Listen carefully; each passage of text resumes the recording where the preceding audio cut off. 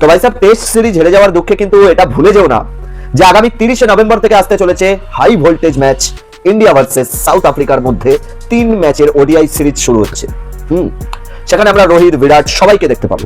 কিন্তু তার চেয়ে বড় কথা হলো দেখো বিসিসিআই 15 জনকে বেছে তো নিয়েছে, কিন্তু এটা তো জানোই যে মাঠে কিন্তু নামবে ভাই সাহেব 11 জন।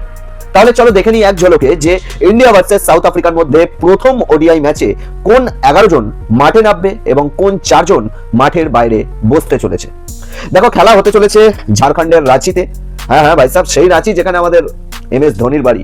ধোনি ভাই যদি খেলা দেখতে এসে যায় ভাই সাহেব ওই আলাদাই লেভেলের মজা আসবে। তবে যতদূর শুনেছি যে আমাদের ধোনি ভাই আসে না এসব জায়গায়। যদি আম্বানির ছেলের বিয়ে হতো তাহলে ধোনি ভাই নিশ্চয়ই যেত। সরি, ধোনি ফ্যানেদেরকে সরি বলে দিচ্ছি আগেই। তো চলো দেখে নেওয়া যাক যে কোন 11 জন মাঠে নামবে এবং কোন 4 জন মাঠের বাইরে থাকবে। দেখো প্রথমত রোহিত শর্মা এবং যশস্বী জয়সওয়াল এই দুজন ওপেনিং করবে। ওকে, 3 নম্বরে নামবে বিরাট কোহলি, অবভিয়াসলি কিং নামবে 3 নম্বরে। 4 নম্বরে শোনা যাচ্ছে যে ঋতুরাজ গায়কোয়াড় খেলবে। হ্যাঁ, আমরা বহুদিন ধরে ঋতুরাজ গায়কোয়াড়কে মিস করছিলাম। বারবার বলা হচ্ছিল সোশ্যাল মিডিয়ায় যে প্লিজ ঋতুরাজ গায়কোয়াড়কে খেলিয়ে দাও। ঋতুরাজ গায়কোয়াড় বারবার ভালো পারফর্ম করছে ডোমেস্টিকে, তারপরেও ঋতুরাজ গায়কোয়াড়কে সুযোগ দেওয়া হচ্ছিল না।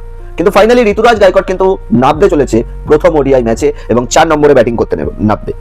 5 নম্বরে নামবে তিলক ভার্মা, 6 নম্বরে নামবে KL রাহুল, 7 নম্বরে নামতে চলেছে ওয়াশিংটন সুন্দর, 8 নম্বরে নামতে চলেছে রবীন্দ্র জাদেজা, 9 নম্বরে নামবে হর্ষিত রানা, 10 নম্বরে আছে প্রসিদ্ধ কৃষ্ণা এবং 11 নম্বরে থাকবে অর্শদীপ সিং। তবে হ্যাঁ, একটা জরুরি কথা বলে দিই যে 4 থেকে 6 নম্বর স্লটের মধ্যে কিন্তু চেঞ্জ হতে পারে। অবশ্যই চেঞ্জ হবে, কারণ আমাদের কোচ জানোই তো একটু ছেড়ছাড় করতে বেশি পছন্দ করে, যেহেতু আমাদের কোচ আছে গৌতম গম্ভীর। তবে যাই হোক, গম্ভীর বাবু ঋতুরাজ গায়কোয়াড়, তিলক ভার্মা এবং KL রাহুলের পজিশন নিয়ে একটু হেরফের করতে পারে। হতে পারে যে ঋতুরাজ গায়কোয়াড় 4 নম্বরে না নেবে, হয়তো KL রাহুলই 4 নম্বরে নেবে পড়লো। আবার এটাও হতে পারে যে 4 নম্বরে তোমার তিলক ভার্মা নেবে পড়লো। তাই ঋতুরাজ গায়কোয়াড়, তিলক ভার্মা এবং KL রাহুলের জায়গাটা নিয়ে একটু হেরফের হতে পারে।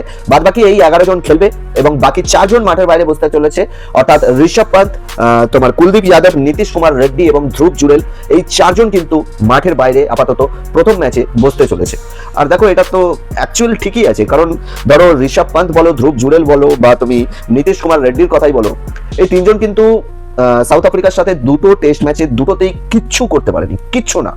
সুতরাং দেখে বোঝাই যাচ্ছে যে খুব একটা ভালো ফর্মের মধ্যে নেই, সুতরাং মাঠের বাইরে বসাটাই বেটার।